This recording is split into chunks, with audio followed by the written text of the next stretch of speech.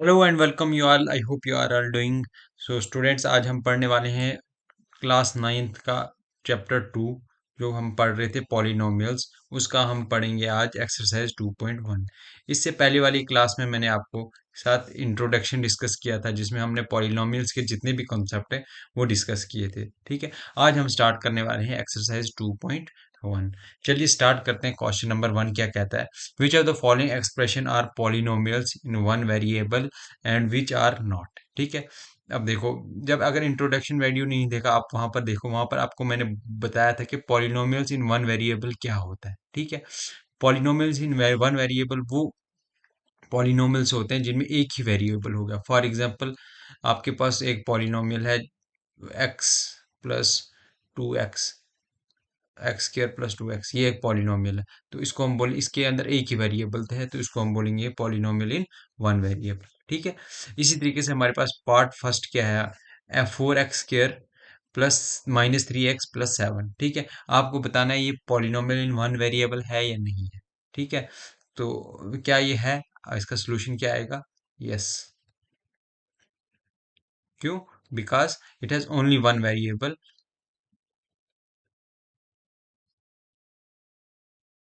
It has only one variable x. ठीक है, क्योंकि इस पॉलिनोमियल के पास एक ही वेरिएबल है एक्स, है ना, दोनों जगह एक ही वेरिएबल एक्स, इसलिए इसको हम क्या बोलेंगे? Polynomial in one variable. इसी तरीके से आपके पास एक वेरिएबल दिया है, पॉलिनोमियल दिया है y² प्लस √2। तो ये है polynomial in one variable. Yes. क्यों? क्योंकि इसके अंदर भी एक ही पॉलि वेरिएबल है, दैट इज y। इसी तरीके से आपके पास एक और थर्ड पार्ट है 3√t t√2। ठीक है, अब ये आपको बताना है वन वेरिएबल है या नहीं है। ठीक है, इसके अंदर भी एक ही वेरिएबल है तो इसको भी हम बोलेंगे yes, this is also polynomial in one variable. इसी तरीके से आपके पास एक और पॉलिनोमियल है y+2/y। ठीक है, ये भी पॉलिनोमियल है और इसके अंदर भी एक ही वेरिएबल है, दैट इज y। इसका मतलब ये भी पॉलिनोमियल इन वन वेरिएबल ही है।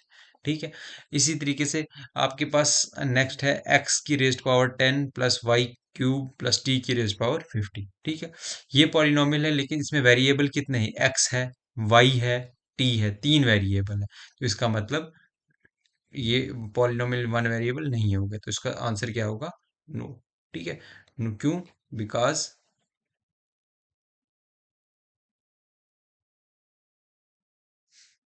बिकॉज अबव पॉलिनोमियल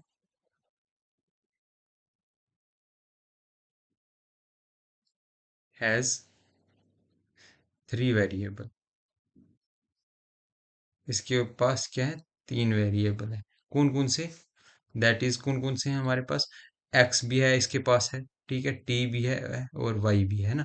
तीन वेरिएबल हैं, तो इसका मतलब वन वेरिएबल तो है नहीं, ये three variable polynomial three variable है। ठीक, तो इसका आंसर क्या होगा? नो। चलो नेक्स्ट पार्ट क्या है हमारे पास? नेक्स्ट क्वेश्चन है हमारे पास, write the coefficient of X square in each of the following. ठीक है, आपको बताना ये है, यहाँ पर इसको मैं ठीक करता हूँ, ये है एक्स स्क्वायर। ठीक है, अब कोफिशिएंट बताना है एक्स स्क्वायर का। कोफिशिएंट मैंने क्या बताया था कि आपके पास कोई भी टर्म होगी या अलजेब्रिक एक्सप्रेशन होगा। मान लो आपके पास एक अलजेब्रिक एक्सप्रेशन है 2x स्क्वायर, तो इसमें एक पार्ट जो होता है ये वेरिएबल होता है, और जो इसके अलावा रिमेनिंग पार्ट जो है, जैसे ये 2 बचा इसके बाद, वो इसको हम बोलेंगे कोफिशिएंट। इसी तरीके से अगर मैं अब आपके पास लिखूं 3xy, इसमें इसमें क्या होगा? एक्स वाई क्या है? वेरिएबल्स, और उनके साथ जो रिमेनिंग पार्ट है इसको बोलते हैं कोफिशिएंट। ठीक है, अब आपको बताना है, हर एक पार्ट में आपको बताना है एक्स का कोफिशिएंट कितना है। ठीक है, तो फर्स्ट पार्ट का सोल्यूशन क्या है? Coefficient of X square, coefficient of X square कितना होगा? इस पार्ट में कितना होगा एक्स स्क्वायर का कोफिशिएंट? देखो एक्स स्क्वायर ये है, इसके साथ कुछ नहीं है, इसका मतलब जिसके साथ भी कुछ नहीं है इसका मतलब क्या होता है? मान लो ये एक्स है, स्क्वायर है, इसके साथ कुछ नहीं है, इसका मतलब इसके ऐसे लिख सकते हैं 1 × x²। ठीक है, 1 × x² भी एक्स स्क्वायर होता है, इसका मतलब जिसके साथ कुछ नहीं होता उसके साथ क्या होता है? वन होता है, तो हम क्या लिखेंगे? One, coefficient of x square is one. इसी तरीके से आपके पास सेकंड पार्ट है, two minus x square plus x cube. अब यहाँ पर भी एक्स स्क्र जो है इसका कोफिशिएंट क्या होगा, -1 है ना। इसमें क्या था, +1 था, इसमें क्या होगा कोफिशिएंट, -1। तो इसका सोल्यूशन क्या लिखेंगे हम,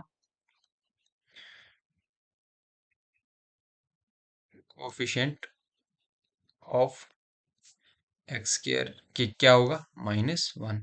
इसी तरीके से थर्ड पार्ट क्या है, π/2 plus X square plus X. तो इसमें भी जो एक्स स्क्र है उसका कोफिशिएंट क्या होगा, कोफिशिएंट ऑफ एक्स स्क्र कितना बनेगा, क्या होगा हमारे पास, 1 यहाँ पर। ठीक है, मैं जस्ट, चलिए नेक्स्ट पार्ट क्या है, √2x - 1। तो इसमें कोफिशिएंट ऑफ एक्स स्क्र क्या बनेगा,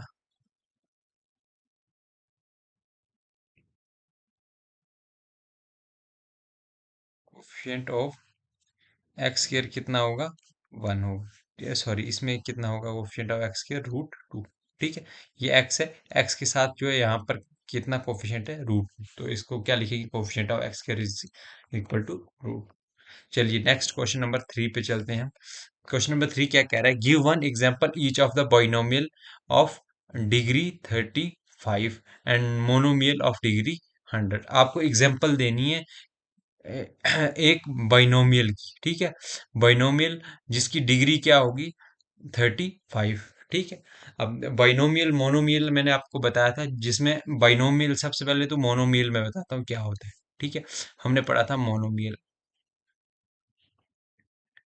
मोनोमियल क्या था, ऐसी ऐसी पॉलिनोमियल जिसमें एक ही टर्म हो, जैसे 2x 4x है ना, 5x, ये ऐसी पॉलिनोमियल है जिनमें से सिर्फ एक एक ही टर्म है, तो इसको हम बोलते थे मोनोमियल। बाइनोमियल क्या क्या था, बाइनोमियल ऐसा पॉलिनोमियल जिसमें दो टर्म हो, जैसे मैं लिखूं 2x + 5, तो ये क्या हो गया, बाइनोमियल। इसी तरीके से अगर और मैं लिखूं, मैं लिख सकता हूँ 4x + 6x, ये क्या, ये भी क्या था, बाइनोमियल। इसी तरीके से ट्राइनोमियल हमने पढ़ा था, जिसमें तीन पॉलिनोमियल, तीन टर्म्स हो, उसको हम बोलते थे ट्राइनोमियल पॉलिनोमियल। तो सॉल्यूशन हम क्या देनी है, example of binomial degree third है, क्या लिखेंगे इसका सॉल्यूशन, बाइनोमियल ऑफ डिग्री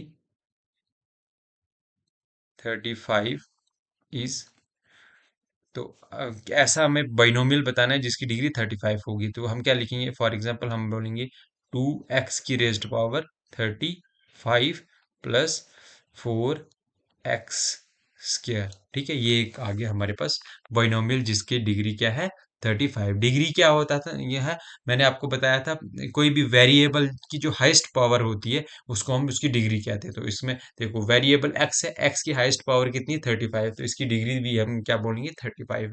और ये है भी बाइनोमियल। हमारे पास एक एग्जांपल आ गई, और हमें इस दूसरे में क्या बताना है, मोनोमियल जिसकी डिग्री कितनी होनी चाहिए, 100। तो दूसरा दूसरा क्या है, ये ए पार्ट था इसका, ए पोर्शन, और ये बी पोर्शन।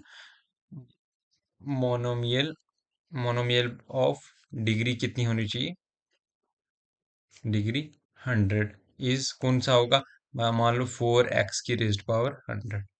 ठीक है, ये एक मोनोमियल होगा। इसी तरीके से आप कई सारे लिख सकते हो, 5y की रेज्ड पावर 100, ये भी एक मोनोमियल है, और ये भी एक मोनोमियल है, क्योंकि इनमें एक ही टर्म है, इस पॉलिनोमियल में एक ही टर्म है, इसलिए हम इसको मोनोमियल बोलते हैं, और इसकी डिग्री भी कितनी है, 100 है। चलिए नेक्स्ट क्वेश्चन करते हैं, क्वेश्चन नंबर 4। एक्सरसाइज 2.1 का क्वेश्चन नंबर 4 क्या कहता है, right the degree of each of the following polynomial. ठीक है, डिग्री मैंने पहले ही आपको बताया, डिग्री क्या होता है, मान लो हमारे पास एक पॉलिनोमियल है 4x² प्लस 3x प्लस 2। ठीक है, इसमें आपको देखना है वेरिएबल जितने भी है ना, उनकी हाईएस्ट पावर कितनी है। जैसे वेरिएबल x है, इस x की हाईएस्ट पावर कितनी है, 2, तो इसकी डिग्री भी कितनी होगी, इसकी जो डिग्री है वो भी कितनी होगी, 2 हो। ठीक है, ये होता है डिग्री। तो आपको बताना, right degree of each of the following polynomial. तो डिग्री, फर्स्ट पार्ट में डिग्री कितनी होगी इसकी, इसकी डिग्री कितनी होगी, आप जितने भी वेरिएबल्स हैं उनकी में से हाईएस्ट पावर कितनी है, 3, तो इसकी डिग्री भी होगी 3। इसी तरीके से इसमें डिग्री कितनी होगी, जितने वेरिएबल्स हैं उसमें हाईएस्ट पावर 2 है तो इसकी डिग्री होगी। इसी तरीके से इसकी डिग्री कितनी है, टी की रेज पावर 1 जो वेरिएबल की हाईएस्ट पावर 1 है तो इसकी भी कितनी डिग्री होगी, 1। इसी तरीके से 3 जो है 3, अब देखो ये क्या है, इसको कहते हैं कांस्टेंट पॉलिनोमियल। तो इसमें जो डिग्री कितनी होगी, देखो 3 को हम इस तरह के तरीके से लिख सकते हैं, 3 को हम लिख सकते हैं 3 इंटू एक्स की रेज्ड पावर 0। तो इसकी डिग्री कितनी होगी, डिग्री होगी 0। एक्स की रेज पावर 0 क्या होता है, 1 होता है, 3 इंटू 1 3 ही बनेगा। तो इसका मतलब इसकी हाईएस्ट वेरिएबल की जो हाईएस्ट पावर है वो 0 है, तो इसकी डिग्री भी कितनी होगी, 0। ठीक है। चलिए नेक्स्ट क्वेश्चन क्या है, classify the following linear as linear quadratic and cubic polynomial. ठीक है। अब देखो डिग्री के बेसिस पे हम इसको कैसे क्लासिफाई करते हैं। ठीक है, अगर किसी भी इक्वेशन पॉलिनोमियल की, ठीक है, पॉलिनोमियल, ठीक है, जिसकी डिग्री,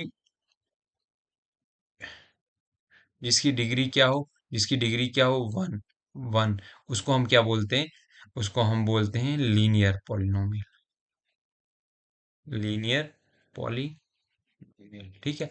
इसी तरीके से ऐसा पॉलिनोमियल जिसकी डिग्री 2 हो, ठीक है, डिग्री 2 हो, उसको हम क्या बोलते हैं, क्वाड्रेटिक, क्वाड्रेटिक पॉलिनोमियल। ठीक। इसी तरीके से कोई भी पॉलिनोमियल जिसकी डिग्री 3 हो उसको हम बोलते हैं क्यूबिक क्यूबिक पॉलिनोमियल। ठीक है। अब आपको सीधा बताना है कि इनमें से कौन सा लीनियर है, कौन सा क्वाड्रेटिक है, कौन सा क्यूबिक है। ठीक। फर्स्ट पार्ट क्या है, एक्स स्क्वायर और एक्स। ठीक है। अब देखो डिग्री इसकी कितनी है, 2। अगर डिग्री 2 होगी तो इसको हम क्या बोलेंगे, यह है क्वाड्रेटिक पॉलिनोमियल, क्वाड्रेटिक पॉलिनोमियल। इसी तरीके से इसकी डिग्री देखो, इसकी डिग्री कितनी है, 3। तो इसको हम क्या बोलेंगे, इसको हम बोलेंगे क्यूबिक पॉलिनोमियल, क्यूबिक पॉलिनोमियल। इसी तरीके से इसकी डिग्री कितनी है, 2 है, तो 2 डिग्री है तो इसको हम बोलेंगे फिर से क्वाड्रेटिक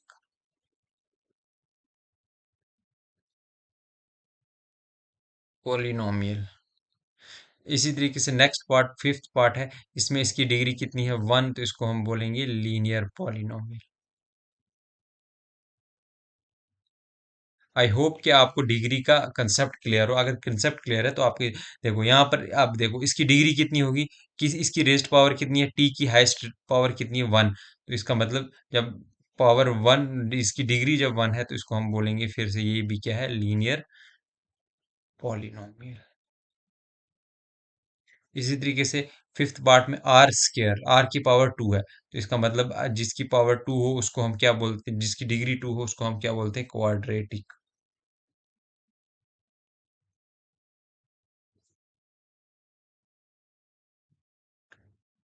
इसी तरीके से 7x स्क्वायर, इसकी भी पावर 2 है तो इसकी डिग्री पावर 2 मतलब इसकी डिग्री भी 2 होगी। ठीक है, तो इसको भी हम क्या बोलेंगे, क्वाड्रेटिक पॉलिनोमियल। ठीक है। तो ये था हमारा क्वेश्चन नंबर 5। ठीक है, ये हमारी आज होगी एक्सरसाइज 2.1 एंड द एंड। ठीक।